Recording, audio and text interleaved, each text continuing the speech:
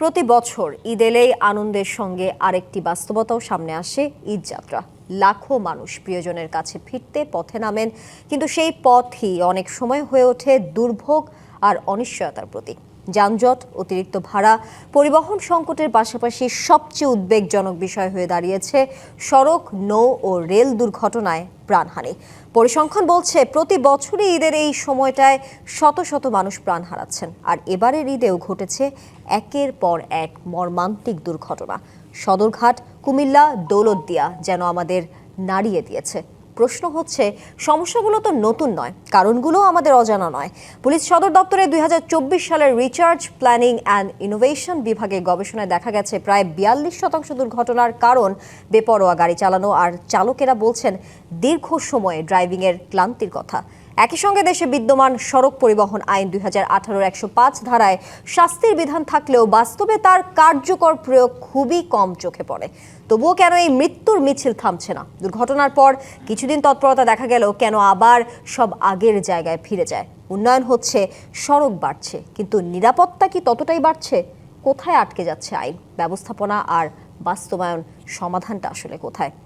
প্রজাতি বাংলাদেশের আলোচনায় আজ আমাদের সাথে স্টুডিওতে আছেন বুয়েটের দুর্ঘটনা গবেষণা ইনস্টিটিউটের সাবেক পরিচালক অধ্যাপক ডক্টর মোহাম্মদ হাদিউজ্জামান এবং আছেন বাংলাদেশ যাত্রী কল্যাণ সমিতির মহাসচিব মোজাম্মেল হক চৌধুরী।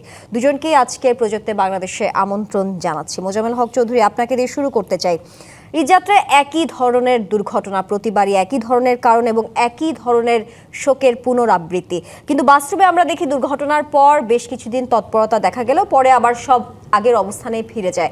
বিশেষ করে ঈদের পর নজরদারি কমে যাওয়ার বিষয়টি নিয়েও নিশ্চয়ই আপনারা অবগত। একটু এই বাস্তবতায় জানতে চাই, যাত্রী নিরাপত্তার দৃষ্টিকোণ থেকে সবচেয়ে বড় ঘাটতিটা আসলে কোথায়? কেন এখনো এমন কোনো কার্যকর দৃশ্যমান পরিবর্তন আমরা দেখতে পাচ্ছি না যা এই ধারাবাহিক প্রাণহানি থামাতে পারবে? দেখুন, আসলে আমাদের এখানে অধ্যাপক হাদিউজ্জামান সাহেব আছেন, উনিও বিভিন্ন টেলিভিশনে বিভিন্ন গণমাধ্যমে বিশ্লেষণ করছেন, আমরাও করছি। আপনাদের গণমাধ্যমও তুলে আনছে, সবকটি গণমাধ্যমে তুলে আনছে আসলে ঘটনা কি, কারণ কি, সবগুলো বিশ্লেষণ আমরা জানি। এবং এই পর্যন্ত বাংলাদেশের এই দীর্ঘ ইতিহাসে যে ধরনের বড় বড় দুর্ঘটনাগুলো হয়েছে, এগুলো অনুসন্ধান হয়েছে। আপনি জানেন, একটা তদন্ত কমিটি গঠন হয়, তারা সুপারিশমালা দেয়। এই যে হাজার হাজার সুপারিশমালা, এগুলো কিন্তু আছে আমাদের সামনে উপস্থিত, কিন্তু একই কারণ চিহ্নিত, কিন্তু সমাধান চিহ্নিত নয়। সমাধানের জন্য যে সমস্ত উপায়গুলো আছে, এই উপায়গুলো আমরা আসলে বৈজ্ঞানিক পন্থায় ব্যবহার করছি না।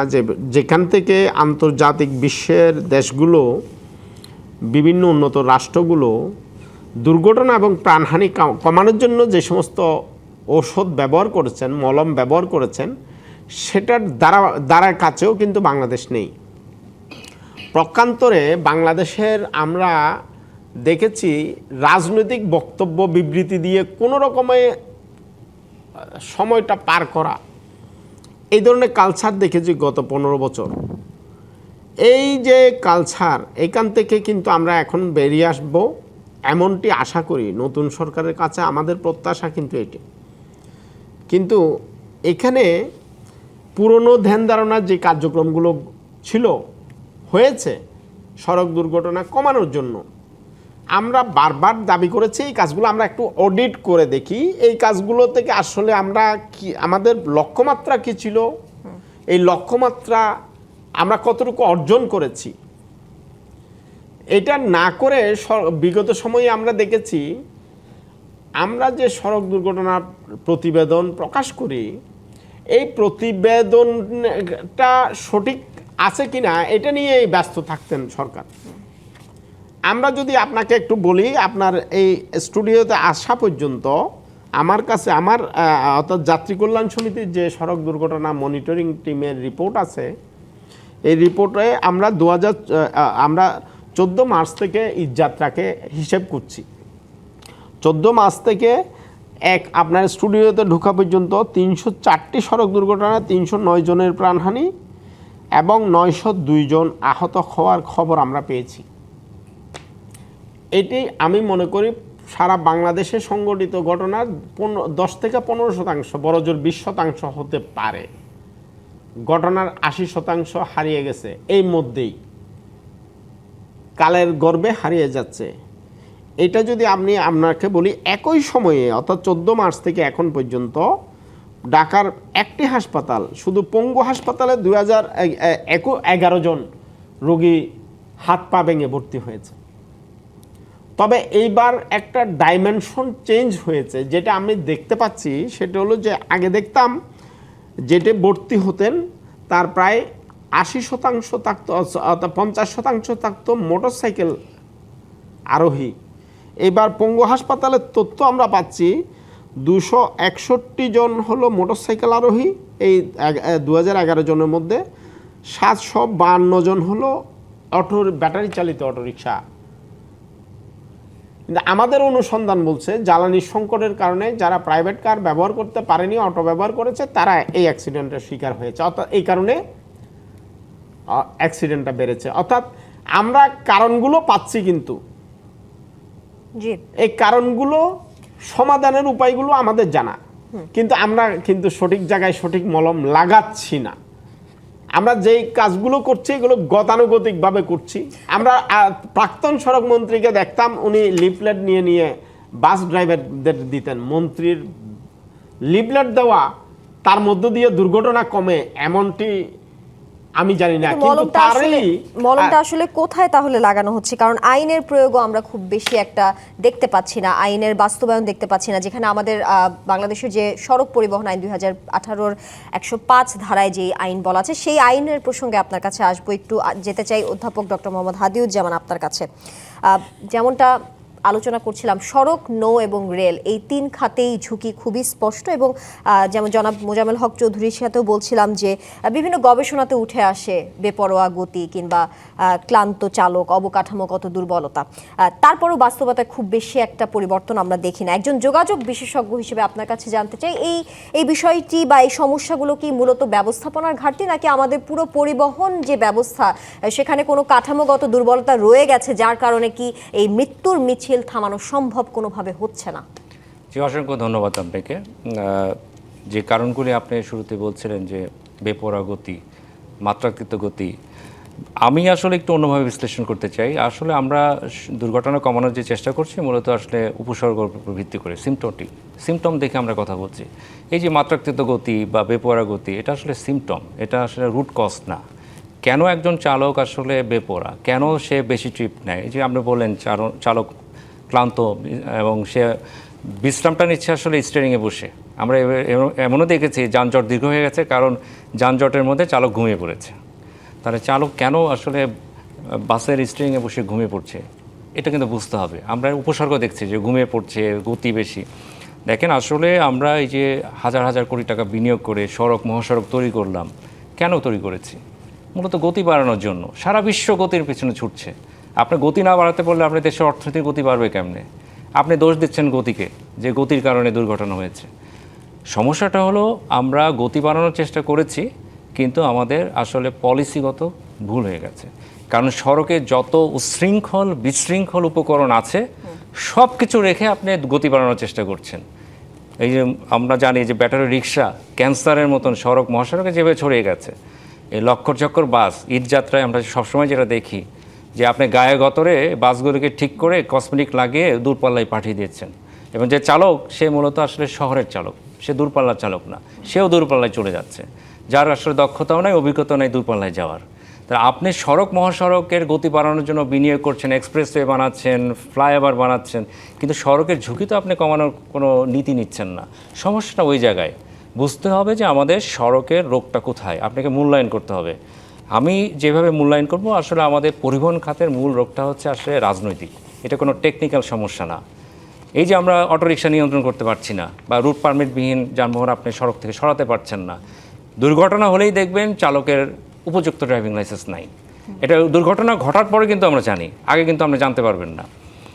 এই যে এত ধরনের ঝুঁকি, শত শত ঝুঁকি রেখে আপনি গতি বাড়াচ্ছেন আর বলতেছেন গতির কারণে দুর্ঘটনা হচ্ছে, এটা দ্বিচারিতা। তো সেই জায়গায় এই যে স্বাধীনতার 54 বছরে প্রথম কথা, আমি যদি ঈদ কেন্দ্রিক এই যে দুর্ঘটনার এবার আমরা যেটা দেখলাম, কোথাও বাদ নাই। সড়ক বলেন, মহাসড়ক বলেন, নৌপথ বলেন, রেলপথ বলেন, সব জায়গায় লাগাতার দুর্ঘটনার তথ্য আমাদের কাছে আসছে। এর মূল কারণ হচ্ছে আমি বলবো 54 বছরে যারা বিভিন্ন সময় আসলে ক্ষমতায় এসেছে তাদের ভুল পলিসির কারণে এর খেসারত দিচ্ছে সাধারণ জনগণ। আপনি যেটা করেছেন সমস্ত বিনিয়োগ ঢাকার মধ্যে করতে হবে, সমস্ত বিনিয়োগ মেট্রো, ফ্লাইওভার, এক্সপ্রেসওয়ে সব ঢাকার মধ্যে করতে হবে। আপনি ঢাকার মধ্যে বিনিয়োগ করে পুরো বাংলাদেশের সব মানুষ ঢাকার মধ্যে এনেছেন, জীবিকার ব্যবস্থাও করেছেন ঢাকার মধ্যে। ঢাকার মধ্যে যে মানুষগুলি থাকে তারা কেউ ঢাকার স্থায়ী বাসিন্দা না, তারা ঈদের সময় বাড়ি ফিরবে, এটা খুবই স্বাভাবিক বিষয়। তা আপনি 2 কোটি মানুষ যে ঢাকা থেকে বের করবেন, আপনার সেই কি ক্যাপাসিটি আছে? আপনি যে হাজার হাজার লক্ষ কোটি টাকা বিনিয়োগ করলেন ঢাকায় যানজট নিরসনের জন্য, আপনি কি পেরেছেন? পারেননি। এমনকি ঈদের সময় যানজট নিরসন করতে পারছেন না, দুর্ঘটনাও কমাতে পারছেন না। আমি এই কারণেই বলছি আসলে আমাদের পলিসিগত ভুল আছে। যারা নীতি নির্ধারণের পর্যায়ে ছিলেন তারা যে কারণে হোক তাদের আসলে পলিসির ভুলের কারণে এর খেসারত দিচ্ছে হলো সাধারণ মানুষ। এই কারণে আপনি দৃশ্যমান কোনো পরিবর্তন দেখছেন না। আমি তো মনে করি ঢাকা শহরে আরও কয়েক ডজন যদি মেট্রো রেলও করা হয় এই যানজট নিরসন হবে না যতক্ষণ পর্যন্ত না আপনার পলিসির পরিবর্তন হচ্ছে। আমি মনে করি আসলে বিনিয়োগ ঢাকার মধ্যে যথেষ্ট হয়েছে, বিনিয়োগগুলো এখন ঢাকার বাইরে করেন, জেলা শহরে করেন, বিভাগীয় শহরে করেন, কর্মসংস্থান তৈরি করেন, যাতে করে মানুষকে ঢাকায় আসতে না হয়। তাহলে ঢাকার যানজটও কমে যাবে এবং ঈদকেন্দ্রিক যে জনস্রোত আমরা দেখি ঢাকার বাইরে যাওয়ার জন্য এবং এটার যে যোগানের যে একটা ঘাটতি হয়, ঠিক তখনই কিন্তু আসলে বাই প্রোডাক্ট হিসেবে আমরা দেখি ভাড়া নৈরাজ্য, দুর্ঘটনা। আপনার তো সক্ষমতা নাই, মানুষ বাড়ি যাবে, আপনার গণপরিবহনের সক্ষমতা প্রাতিষ্ঠানিকভাবে আপনার 30% আছে, আর বাকি 70% কী করবে? ওই ট্রেনের ছাদে উঠবে, লঞ্চের ছাদে উঠবে, খোলা ট্রাকের ছাদে উঠবে, নসিমন করিমন দিয়ে বাড়ি ফিরবে। এবার আমরা যেটা দেখেছি যে আপনার 2 ট্রেনের কোচের মধ্যে যে ফাঁকা জায়গা সেখানে বসে যাচ্ছে। এই যে ভয়াবহ একটা অবস্থা, এটার জন্য একমাত্র আমি বলবো যে আমাদের পলিসিগত দুর্বলতা। আপনার রাস্তা ঠিক নাই, চালক ঠিক নাই, বাস ঠিক নাই, মালিক ঠিক নাই, এমনকি যে নিয়ন্ত্রণ করবে সেও ঠিক নাই। যাদেরকে আপনি নিয়ন্ত্রণ করবেন, যারা হওয়ার কথা ছিল রেগুলেটেড, তারা এখন রেগুলেটর হয়ে গেছে। প্রত্যেকটা পরিবহন খাতে আপনি দেখেন এখানে মুঘল সম্রাট আছে। আপনি যদি পরিবহন বাস বলেন সেখানে একটা মুঘল আছে, অটোরিকশার একটা মুঘল আছে, আপনি যদি অন্যান্য পরিবহনের ট্রাক যান সেখানেও একটা মুঘল আছে। তারা কিন্তু নিয়ন্ত্রণ করে। এখানে বিআরটি এর কথা আমি বলি আর বিআরটিসির কথা বলি, যদিও আমরা ভাষাগতভাবে বলছি যে তারা নিয়ন্ত্রণকারী সংস্থা, আসলে তারা নিয়ন্ত্রণকারী সংস্থা হিসেবে কাজ করতে পারছে না। এই কারণে বললাম সমস্যাটা হচ্ছে রাজনৈতিক। আপনি অনেক সুপারিশ নিয়ে আসছেন, অতীতে 111 দফা সুপারিশ, 2018 আইনের কথা বলছেন, আপনি একটু আগে বলছিলেন যে আইনটা কেন প্রয়োগ করা হচ্ছে না। এগুলো আসলে টেকনিক্যাল সমস্যা না। আপনার গাড়ির চাকা ঘষা খেতে খেতে এটার কোনো আপনার থ্রেড নাই, সেই চাকা দিয়ে আপনি চালাচ্ছেন। যারা আসলে পরিবহনের মালিক আছে তাদের রিস্ক পারসেপশনটা হচ্ছে এতটাই বাজে যে মাথার মধ্যে ঝুড়ি নিয়ে তারা দুর্ঘটনা বিক্রি করছে। তাই এই জায়গায় আপনি এটা টেকনিক্যালি আপনি সমাধান করতে পারবেন না। রাজনৈতিক সদিচ্ছা এবং সরকার সবচেয়ে শক্তিশালী, সরকার যদি চায় যে রাজনৈতিকভাবে রাজনৈতিক পৃষ্ঠপোষকতায় এই পরিবর্তনটা আনতে পারবে, ঠিক তখনই এই পরিবর্তন হবে, তাছাড়া পরিবর্তন হবে না। বাংলাদেশ সড়ক পরিবহন আইন 2018-র যে 105 ধারা সেই বিষয়টি নিয়ে আসবো। সেখানে বলা হচ্ছে কোনো চালকের দ্বারা কোনো ব্যক্তি আহত বা নিহত বা পঙ্গু যদি হয় সর্বোচ্চ 5 বছর কারাদণ্ড বা 5 লাখ টাকা জরিমানা অথবা উভয়ভাবে দণ্ডিত হতে পারে, এমনটা বলা হচ্ছে। এবং এই বিষয়টি নিয়ে আপনিও কথা বলেছেন যে আইন প্রয়োগ কমে যাওয়ার কারণে অনেক ক্ষেত্রে দুর্ঘটনা ঘটার প্রবণতাও থাকে, বিচার পাওয়া যাচ্ছে না, আইনের দীর্ঘসূত্রতা, এই বিষয়গুলো আসলে আইন কেন বাস্তবায়ন করা যাচ্ছে না, বাধা কোথায় আসলে? আর এই আইন বাস্তবায়ন করা যাচ্ছে না বলেই কি আসলে এই যে চালকদের বেপরোয়া গতিতে গাড়ি চালানো সেটি কি এখনো বিদ্যমান, কি বলবেন? দেখুন, আসলে এখানে আমি আপনাকে যদি বলি 2022 সালে নিরাপদ সড়ক দিবসের 3 মাস আগে আমরা একটু প্রায় 350টির মতো মামলা, সড়ক দুর্ঘটনা মামলা আমরা পর্যালোচনা করলাম, একটু দেখার চেষ্টা করলাম আসলে মামলাগুলো কীভাবে হয়। এই মামলায় আমরা দেখি বরাবরই নিহত অথবা আহত অথবা পালিয়ে যাওয়া চালকের বিরুদ্ধে একমাত্র মামলাটি হয়। অথচ আমরা সড়কের অন্যান্য অসংখ্য কারণকে চিহ্নিত করি। একটি জায়গায় আমরা গিয়ে দেখলাম এই যে কাশপুর ব্রিজের ওপার রূপগঞ্জের এলাকায় দেখলাম যে সড়কে গর্তের কারণে ট্রাকটি দুর্ঘটনায় পতিত হয়েছে এবং 2 জন পথচারী মারা গেলেন। ওখানেও কিন্তু আমরা দেখলাম যে সড়কের ত্রুটিটা স্পষ্ট চিহ্নিত মামলায়ও উল্লেখ ছিল, কিন্তু চালকের বিরুদ্ধে মামলা হয়েছে। এই যে ত্রুটিপূর্ণ মামলা আমরা যেটা দেখতে পাই, এটা একটা বিষয়। আর একটা বিষয় হলো এইসব সড়ক দুর্ঘটনা মামলাগুলোর সাক্ষী পাওয়া যায় না।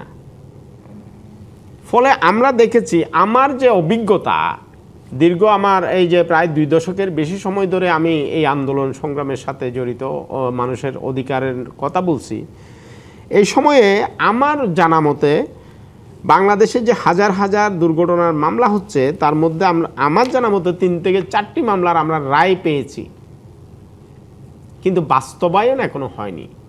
তারেক মাসুদ, মিশুক মনিরের মামলার রায় এখনো বাস্তবায়ন হয়নি। প্রখ্যাত সাংবাদিক মোজাম্মেল হক মন্টুর মামলার রায় এখনো বাস্তবায়ন হয়নি। এই উল্লেখযোগ্য এই 2টো মামলা ছাড়া আরেকটা গাজীপুরের মামলা রায় হয়েছে, যেটার জন্য পরিবহন ধর্মঘট হলো, সবাইকে চুন কালি লাগানো হলো, এই যে যাত্রীদের জিম্মি করা হলো, দেখেছিলাম আমরা। এই যে 3টা মামলা, এইরকম 3-4টি মামলার বেশি কিন্তু রায় আমরা দেখি না। আচ্ছা, এখানে আসলে কারণ কি?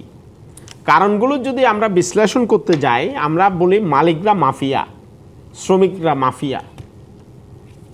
আসলে আমরা মালিক এবং শ্রমিকদেরকে সরকার নিজেই মাফিয়া হিসেবে তৈরি করে নেন। কিভাবে তৈরি করে নেন? আপনি দেখবেন, কোনো টার্মিনালে যাচ্ছে মালিক সমিতির সভাপতি মন্ত্রীর সাথে, শ্রমিক ফেডারেশনের সভাপতি মন্ত্রীর সাথে। এই যে কোনো মিটিং সিটিংয়ে তারা ডানে বামে পাশে। এখন বিআরটিএর চেয়ারম্যান এটা দেখছেন, মন্ত্রীর সাথে তাদের গলায় গলায় খাতিল। পুলিশের আইজিপি দেখছেন, র্যাবের ডিজিও দেখছেন। এই যে আইন প্রয়োগকারী সংস্থার আর সাহস থাকে না তার একটা গাড়ির বিরুদ্ধে কোনো ব্যবস্থা নেওয়া, তার গাড়িটি যদি দুর্ঘটনায় পতিত হয় তার বিরুদ্ধে ব্যবস্থা নেওয়া, এটা কিন্তু কোনো অবস্থায় দেখেন না। আবার তারা দেখেন, আমরা যারা নাগরিক কণ্ঠ, আমাদেরকে মন্ত্রী তুচ্ছ তাচ্ছিল্য করছেন। ওই যে তার এই যে মিটিংয়ের জায়গা দিচ্ছেন না, কথা বলতে দিচ্ছেন না, এই সমস্ত এগুলো দেখছেন। নাগরিকদের দাবি দাওয়াগুলোকে তাচ্ছিল্যের সহিত উড়েই দিচ্ছেন, এগুলো দেখছেন। এর মধ্য দিয়ে একটা মালিক শ্রেণী আমরা দেখি, যখনই যে সরকার আসে ওই সরকারের হয়ে যায়। আর দেখুন, আগে কারা ছিল বাস মালিক সমিতির সভাপতি, আগে শ্রমিক ফেডারেশনের সভাপতি কে ছিল, এখন কারা? বরাবরই যে দলের, তারা ওই দলের জ্যাকেট পরে নেয়। এখন ব্যাপারটা হলো যে, এমন যদি হয় তাহলে আইন উপর থেকে একটা বার্তা পেয়ে যায়, ওখান থেকে একটা ব্ল্যাঙ্ক চেক পেয়ে যায়। ফলে এখানে আইনের শাসন কোনোভাবেই টাচ করে না। এই কারণে আসলে এই দুর্ঘটনার মামলা সঠিক পন্থায় হয় না এবং প্রসিকিউশনও সঠিক পন্থায় হয় না। আপনি এখানে সাক্ষী পাওয়া যায় না বলে অধিকাংশ মামলা খালাস হয়, অথচ সারা দেশে আমার জনগণের টাকায় সিসি ক্যামেরা লাগানো আছে।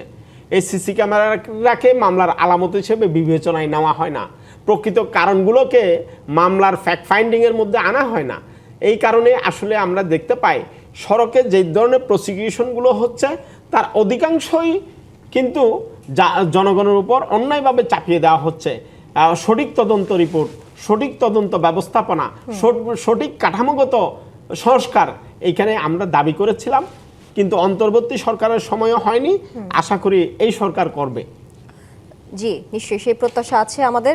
অধ্যাপক ডক্টর মোহাম্মদ হাদিউজ্জামান, আপনার কাছে পরিবহনগুলোর যে ফিটনেস সেটি নিয়ে আসতে চাই, কিন্তু তার আগে একটি অভিযোগ তুলে ধরতে চাই। অর্থাৎ দৌলতদিয়া ফেরিঘাটে সেখানে যে বাস নদীতে পড়ে যাওয়ার দুর্ঘটনা ঘটেছে, সেখানে একটি অভিযোগ এসেছে। স্থানীয় প্রত্যক্ষদর্শীরা তারা অভিযোগ করেছেন, উদ্ধারকারী জাহাজ এবং ডুবুরি দল ঘটনাস্থলে দেরিতে পৌঁছেছেন। যদি তারা সময় মতো উদ্ধার অভিযান শুরু করত, তাহলে হয়তো প্রাণহানি আরও কম হতে পারত, এমনটা তারা অভিযোগ তুলেছেন। তাহলে কি আমাদের ইমার্জেন্সি যে রেসপন্স টিম সেটি এখনো যথেষ্টভাবে প্রস্তুত না? এই বিষয়ে কি বলবেন? দেখুন, আসলে বিষয়টা সরাসরি ওইভাবে ভাবলে হবে না। প্রথমত হচ্ছে, এই দুর্ঘটনায় যে প্রাণহানি, এটা কমানো যেত আমরা বলছি, সেটা আসলে করতে গেলে আপনি স্থানীয়ভাবেই আপনার এই ব্যবস্থাপনাটা আসলে জোরদার করতে হবে। সেটা হলো, আপনি জানেন, ঘাট ব্যবস্থাপনার মধ্যে আমরা সবসময় বলি, যেহেতু আমাদের ঘাটগুলোই ঝুঁকিপূর্ণ, অধিকাংশ ঘাটগুলো আপনার রক্ষণাবেক্ষণ হয় না। আপনি ঘাট থেকে নামার যে পথটা দেখবেন যে ইটের খোয়ার ধুলা দিয়ে একেবারেই অন্ধকার। এরপরে দেখবেন একটা র্যাম্প আছে, সেটাও ওইভাবে মেনটেনেন্স করা হয় না। এবং যদি র্যাম্প নিয়ে যেহেতু বলছেন, একটু আমি ইন্টারাপ্ট করতে চাই। র্যাম্প নিয়ে যেহেতু বলছেন, যতদূর আমি জানি ফেরি, এই ধরনের ফেরিতে যখন বাসগুলো উঠে, পরিবহনগুলো উঠে, তখন যাত্রীরা সাধারণত নামে না, তারা গাড়ির মধ্যেই থাকেন। যেহেতু এখানে আসলে ব্যবস্থাপনাটা নেই কিংবা অবস্থাও ভালো না, যেমনটা আপনি উল্লেখ করছিলেন, তাহলে সেই ক্ষেত্রে ওই নিয়মটি কেন নেই, বা গাড়ি চালকের তরফ থেকে কেন নেই যে যাত্রীরা ফেরিতে ওঠার আগে কেন নামে? নিয়ম আছে, কিন্তু নিয়মটা মানানো হচ্ছে না। জি। আপনার পুন্টন জেটিতে, যেটা আমরা বলি পুন্টন জেটি থেকে তারপর বাস কিন্তু ফেরিতে ওঠে, কিন্তু বলা আছে যে পুন্টন থেকে ফেরিতে ওঠার আগে যাত্রী সাধারণকে নেমে যেতে হবে। মজার কথা হচ্ছে, দেখেন আমি যেটা বলছিলাম যে সমস্যাটা হচ্ছে আমাদের এতটাই, আমি বলবো যে এমন একটা সংস্কৃতি হয়ে গেছে যে যে পরিবহনগুলো আসলে ততটা নাম করা না, ওই পরিবহনগুলিতে দেখা যায় যিনি চালক আছে, যখন ফেরির জন্য সে অপেক্ষা করছে, বাস থেকে সে নেমে যাবে, চা সিগারেট বিড়ি খেতে থাকবে, আর যে চালকের সহকারী সে অনেক সময় স্টিয়ারিংয়ে বসে যায়। ফেরি যখন আসে সে আসলে পরিবহনটা তোলার চেষ্টা করে। এক ভয়াবহ অবস্থা, যার কোনো ভারী যানবাহন চালানোর কোনো অভিজ্ঞতা নাই, সে যাত্রী নিয়ে একটা ঝুঁকিপূর্ণ জায়গায় সে প্রশিক্ষণ নিচ্ছে কীভাবে বাস চালাতে হয়। ব্যাপারটা হলো যে এখানে বুঝতে হবে যে ব্যবস্থাপনার কথা বারবার আমি আনছি, ঘাটে তো একটা ব্যবস্থাপনা আছে, এটা তাদের দায়িত্ব এটা দেখভাল করার, এবং ওখানে একজন সুপারভাইজার থাকে যে আসলে গাইড করে যে ফেরি যখন লোডিং হচ্ছে বা অফলোডিং হচ্ছে, সে কিন্তু ইশারা দেয় কিভাবে আপনার যানবাহনগুলি উঠবে নামবে। হ্যাঁ, সেখানে ব্যবস্থাপনাটা একটা জায়গায় আমি দেখি, দেখবেন ঘাটে যখনই যানবাহনগুলি আসে সেখানে দালাল চক্র আছে, তাদের কোন গাড়ি আগে দিবে পিছনে দিবে, কোন গাড়ি থেকে চাঁদা নেবে সেটাতে তারা ব্যস্ত থাকে। এই সময় আসলে এই যে যেহেতু এখানে একটা ফাঁকফোকর হয়ে যায়, অনেক সময় বললাম চালকের আসনে হেল্পার বা সহকারী বসে পড়ছে। একই সাথে আমরা যে দুর্ঘটনাটা দেখলাম, আপনি দেখবেন থামা বাসটা হঠাৎ করে 20 থেকে 25 কিলোমিটার গতিতে উঠে গেল এবং সে বাস ঝাঁপ দিয়ে পড়ে গেল এবং 90 ফিট গভীরে পড়েছে। এই জন্য আমি বলছিলাম ঘাট ব্যবস্থাপনায় কিন্তু তাদের নিজস্ব ডুবুরি থাকার কথা। আপনি যেটা বলছেন ফায়ার সার্ভিসের কথা, তাদের আসতে সময় লেগেছে 7 ঘন্টা সময় লেগেছে আমি ধরলাম, কিন্তু ঘাট ব্যবস্থাপনায় তাদের নিজস্ব কিন্তু ডুবুরি থাকার কথা। যে কোনো দুর্ঘটনা হতে পারে, তাৎক্ষণিকভাবে তারা এই রেস্কিউর কাজ শুরু করবে। আপনার ফায়ার ডিফেন্সের জন্য বসে থাকেন, হয়তো প্রত্যক্ষদর্শীরা তেমনটাই অভিযোগ করছে যে ইমার্জেন্সি যে ডুবুরি দলের কথা বলছেন তারাও সেখানে আসলে ছিল না। সেটা তো ছিল না, সেটা তো বোঝাই যাচ্ছে, কারণ 7 ঘন্টা পর আমরা দেখলাম যে উদ্ধার কাজ শুরু হলো। তো সেই জায়গায় অনেকগুলো অব্যবস্থাপনা এখানে আছে, যেটা আমি বললাম যে আমাদের সুপারভাইজার তাদেরও এখানে দায়িত্ব আছে। এবং দেখবেন বিশেষ করে পুন্টন জেটির চারপাশে কিন্তু ওয়াল থাকার কথা, প্রতিবন্ধক থাকবে স্টিলের, এটা দিতে হবে, কারণ আমাদের বাসের ফিটনেস কেমন আমরা জানি, সে ব্রেক ফেল করতেই পারে। সেই জায়গায় কথা চলে আসে যে ফিটনেসের কথা আমি আনলাম। দেখেন প্রত্যেকটা ভারী যানবাহনে আসলে ব্রেকের পাশে আরেকটা থাকে, আমরা যেটাকে বলি ইমার্জেন্সি ব্রেক বা এটাকে বলা হয় পার্কিং ব্রেক, এটা থাকতে হবে। কারণ আমাদের বাসগুলো যেটা হয় আপনি জানেন নিশ্চয়ই যে ইয়ার ব্রেক সিস্টেমে চলে, এটা আধুনিক। যখন ঘাটে স্টার্ট বন্ধ করে বাসটা দাঁড়িয়ে থাকে, ইয়ার প্রেশারটা কমে যায়। আপনি স্টার্ট দেওয়ার সাথে সাথে অনেক সময় ব্রেক কাজ করবে না, কারণ একটু সময় দিতে হয়। সাধারণত আমরা যেটা বলি যে আপনার 45 সেকেন্ডে 90 PSI প্রেশার উঠতে হবে, তারপর ব্রেকিংটা কাজ করে। কিন্তু ব্রেকিং যদি কাজ নাও করে, ওইখানে স্প্রিং ব্রেক বলে আরেকটা জিনিস আছে অলরেডি, সেটা কিন্তু আপনাকে চাকাকে আটকিয়ে দিবে। এটাও নাই। তার মানে কি আমাদের ফিটনেস প্রক্রিয়া যারা দিচ্ছে তাদের কোনো ধরনের ক্যাপাসিটি নাই যে ফিটনেস কীভাবে চোখে দেখে এই ভারী যানবাহন ফিটনেস আপনি তো দেখতে হবে যে এটা ব্রেক ঠিক আছে কিনা, এটার কাঠামোগত যে আমরা দুর্বলতা কথা সেটা ঠিক আছে কিনা, অথবা যান্ত্রিকভাবে কোনো ত্রুটি আছে কিনা, এটা কিন্তু চোখে থেকে দেওয়ার বিষয় না। কিন্তু যারা আসলে বিআরটিএ ফিটনেস দিচ্ছে আমরা জানি কীভাবে তারা ফিটনেস দেয়, সেখানে বিজ্ঞানের কোনো ছোঁয়া নাই। এবং যেটা বড় কথা হচ্ছে এর সাথে সাথে মালিক যারা আছে, যখন চালকের হাতে বাসটা দিয়ে দিচ্ছে, তারও তো আসলে এটা দেখভাল করার কথা যে ব্রেক ঠিক আছে কিনা, চাকা ঠিক আছে কিনা, কাঠামোগত ঠিক আছে কিনা, ব্রেক লাইট জ্বলছে কিনা। তারা আসলে মুনাফা কিভাবে করা যায়, সেখানে তারা মেইনটেনেন্স না করে যদি মুনাফা করা যায়, তারা সেটাতে ব্যস্ত। সৌহার্দ্য পরিবহন যে বাসটি অর্থাৎ দৌলতদিয়া ফেরিঘাটে নদীতে পড়ে, সেই বাস মালিক বলছে ফিটনেস ছিল গাড়ির, আবার বলা হচ্ছে ব্রেক ফেলের কারণে দুর্ঘটনাটি ঘটেছে। আমার প্রশ্ন হচ্ছে ফিটনেস থাকলে ব্রেক ফেল হয় কিভাবে? জি, প্রথমত হচ্ছে আসলে দুর্ঘটনা হলে কেউ আসলে দায় নিতে চাবে না, এটা খুবই স্বাভাবিক। মালিক তো বলবে না যে এটার ফিটনেসের ঘাটতি আছে, বা চালক যেটা বলার চেষ্টা করে যে ব্রেক ফেল করেছে, এটা খুবই আমরা একটা কমন অজুহাত বলবো। যে কোনো দুর্ঘটনা হলে আপনি এটাই দেখবেন। যদি ফিটনেস থেকেও থাকে, আমি ধরে নিলাম ফিটনেস আছে, সেক্ষেত্রে ব্রেক যে ফেল করলো, যেটা আমি বলছিলাম আমার আগের আলোচনায়, সেখানে তো পার্কিং ব্রেক থাকার কথা। ঢালে যখন আপনি দাঁড়িয়ে আছেন, এটা খুবই কমন জিনিস। প্রত্যেকটা ভারী যানবাহন, আমরা বাস বলেন, ট্রাক বলেন, লরি বলেন, সেখানে অবশ্যই যেটা বললাম পার্কিং ব্রেক কিন্তু থাকতে হবে, এটা স্বাভাবিক। আবার যেহেতু আমাদের এয়ার ব্রেক সিস্টেমে চলে, যেটা আমি বলছিলাম, যদি এটা কোনো কারণে ফেলও করে, যেহেতু প্রেশারের একটা ব্যাপার আছে, যখন ইঞ্জিন বন্ধ করে রাখছেন তখন প্রেশারটা কিন্তু কমে যাবে। এখন চালক যদি ইঞ্জিন স্টার্ট দেওয়ার সাথে সাথে ব্রেক চাপারও চেষ্টা করে থাকে, তাহলে চালক কেন জানে না যে আপনার প্রেশার নাই? চালকের কিন্তু আমরা যেটা বলি যে আপনার গেজ সামনে একটা থাকে, প্রেশার গেজ, সেখানে কিন্তু সে দেখতে পারে যে এখন প্রেশারটা কতটুকু। তাহলে আপনার ফিটনেস থাকুক আর না থাকুক, আমি যে বিষয়গুলি বলছি এটার দায় কিন্তু মালিকের উপর যাবে। আপনি কোন চালককে আসলে আপনি পরিবহন চালাতে দিয়েছেন যে আসলে প্রেশার ঠিক আছে কিনা বোঝে না, বা গাড়িটা নিয়ে যখন বের হলো ব্রেক ঠিক আছে কিনা, বা পার্কিং ব্রেকটা যদি নাই থাকে ওই চালকের তো উচিতই না এই গাড়িটা চালানোর। কারণ আপনি একটা গাড়ির মধ্যে 40 জন 50 জন যাত্রী নিয়ে আপনি চলছেন, এবং ফেরিঘাটে যে আপনার অপেক্ষা করতে হবে, এবং আমি যেটা বললাম ফেরিঘাটের যে প্রবেশপথ দেখবেন ধুলা ভাঙাচোরা দিয়ে ভরপুর, এবং র্যামগুলি সেটা আমি যেটা বলছিলাম সেটাও মেনটেন্যান্স হয় না, এবং চাকা যেটা থাকে যানবাহনে দেখবেন ঘষা খেতে খেতে এটার যে গ্রিপ থাকার কথা সেটাও থাকে না। এবং যেটা হয় আপনি অবাক হবেন, আমাদের দেশের নতুন আবিষ্কার আমি বলবো, রিটেটেড টায়ার নামে একটা জিনিস আবিষ্কার করেছেন তারা। রিটেটেড টায়ার, যে টায়ার ঘষা খেতে খেতে তার আর ফ্রিকশন নাই, চাকা রাস্তার সাথে আটকায় না, মালিকরা করতেছে কি ওই চাকা যানবাহনে লাগাচ্ছে। কেন লাগাচ্ছে? কেননা আপনার 4টা চাকার যে দাম, আপনি একটা নতুন যদি টায়ার কিনতে চান সেই সমান পরিমাণ দাম লাগবে। তাহলে তারা কি করছে আসলে? তারা আসলে ঝুঁকির সাথে আপোষ করছে। কি কারণে? যে আমার কম টাকা খরচ করব, ঝুঁকি থাকলে থাকুক, মরলে তো যাত্রী মরবে, আমার কি সমস্যা? তো এটা আল্লাহর উপর ছেড়ে দিয়েছে, বিষয়টা এরকম। তো এই কারণে ফিটনেস আছে কি নাই, ফিটনেস যদি থেকেও থাকে, আমি যেটা বললাম ব্রেক যে ফেল করেছে উনি কিন্তু পার পাবে না যে পার্কিং ব্রেক ছিল কিনা, পার্কিং ব্রেক যদি না থেকে থাকে কেন ছিল না, এই প্রশ্নটা আসবে। একই সাথে এই দায় কিন্তু বিআরটিএকে নিতে হবে। তুমি যে ফিটনেসগুলি দিচ্ছ, ব্রেকিং সিস্টেম ঠিক আছে কিনা তুমি কীভাবে চেক করো? যদি এই প্রশ্নটা আমি করি, এবং যেটা আমি বললাম পার্কিং ব্রেক আছে কিনা, এটা যদি না থাকে সেই গাড়ি তো ফিটনেস পাওয়ার কথা না।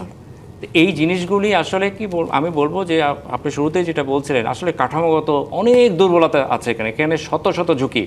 এবং বড় কথা হচ্ছে আমরা যখন রেলপথ বা নৌপথে দুর্ঘটনাগুলি দেখি, পার্থক্য আছে। আপনি রেল বা সড়কে যখন দুর্ঘটনা হয়, যিনি মারা যাচ্ছেন তার কিন্তু লাশ পাবেন, কিন্তু যখন নৌপথে দুর্ঘটনা হচ্ছে অনেক লাশ কিন্তু পানিতে ভেসে যাবেন, খুঁজেই পাবেন না। জি, মোজাম্মেল হক চৌধুরী, সদরঘাটে যে লঞ্চ দুর্ঘটনা, এরপরে কুমিল্লায় ট্রেন বাস সংঘর্ষ, এর পরপরই এই ফেরিঘাটে বাস নদীতে পড়ে যাওয়া, 3টি খাতেই দুর্ঘটনা। তাহলে কি প্রমাণ এটা করছে না যে সমস্যা আসলে আলাদা আলাদা খাতে না, পুরো সমন্বিত যেই ব্যবস্থাপনায় সেটিতেও? সেটা নিয়েও আমরা আলোচনা করছিলাম। আর একটু জানতে চাই যে পুলিশের যে গবেষণা নিয়ে আমরা কথা বলছিলাম, 42% দুর্ঘটনা হয় বেপরোয়া গতির কারণে। এই যে বেপরোয়া চালনা বলেই আমরা সীমাবদ্ধ রাখছি, এটা কি আসল কারণ, নাকি এর পেছনে যে কর্মঘণ্টা এবং মানবিক যে বিষয়গুলো সেগুলোকেও দায়ী বলা চলে? দেখুন, আসলে আমরা উন্নত বিশ্বগুলো যখন গতি বাড়ানোর প্রতিযোগিতায়, তখন আমরা আসলে 70-80 কিলোমিটার গতি বেঁধে দিয়ে, এবং এটাকে আমরা বেপরোয়া গতি বলে চালকের উপর একচেটিয়ে দোষ চাপিয়ে, আমার মনে হয় আমরা ঘটনাকে অন্যদিকে ধাবিত করার চেষ্টা করছি। আপনি চায়নাতে দেখেন 600 কিলো স্পিডের ট্রেন চালানোর তারা এখন পরীক্ষা চালাচ্ছে। সেই জায়গাতে বাংলাদেশে যদি 100 কিলো স্পিডেও যদি একটা ট্রেন চালানো যায়, এই যে অধ্যাপক হাদিউজ্জামান শুরুতে যেটা বলেছিলেন ঢাকার উপর চাপ কমাতে হবে, আমি নিশ্চিত করে বলতে পারি ঢাকার জনসংখ্যা অর্ধেকে নামিয়ে আনা সম্ভব। কারণ বাংলাদেশের দূরত্ব যদি ঢাকা চট্টগ্রাম, ঢাকা সিলেট, ঢাকা ময়মনসিংহ বা গাজীপুর, এই অঞ্চলগুলোতে আমরা যদি আধা ঘন্টা 1 ঘন্টার মধ্যে যদি যাতায়াত করতে পারি, তাহলে বা 2 ঘন্টার মধ্যেও যদি যাতায়াত করা যায়, তাহলে কিন্তু কেউ ঢাকায় অধিকাংশ মানুষ থাকবে না, আশেপাশে ছড়িয়ে পড়বে। এখন ব্যাপারটা হলো যে আমরা গতিকে আসলে একদিকে মাওয়া এক্সপ্রেসওয়ের মতো এক্সপ্রেসওয়ে বানাচ্ছি, ঢাকা চিটংকে 4 লেন বানাচ্ছি, বিনিয়োগ বাড়াচ্ছি, এখানে 1000 কোটি টাকা বিনিয়োগ হচ্ছে। বিনিয়োগের মধ্য দিয়ে আপনি গতি বাড়াবেন, গতি বাড়াতে না পারলে আপনার উৎপাদন জিডিপিকে কীভাবে বাড়াবেন? এখন গতিটাকে নিরাপদ করবার উপায়গুলো কি, এটা নিয়ে আমাদের আসলে কার্যক্রম হাতে নেওয়া উচিত। রোড সেফটির মেজর আমাদের হওয়া উচিত।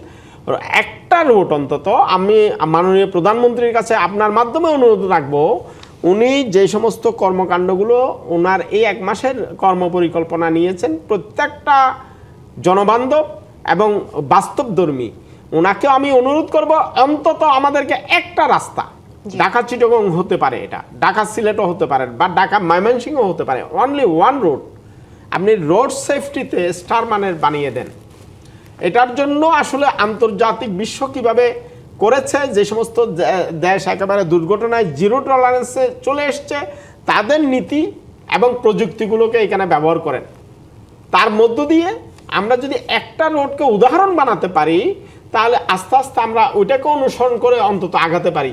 কিন্তু আমাদের শুরু করতে হবে, কোথাও না কোথাও থেকে শুরু করতে হবে।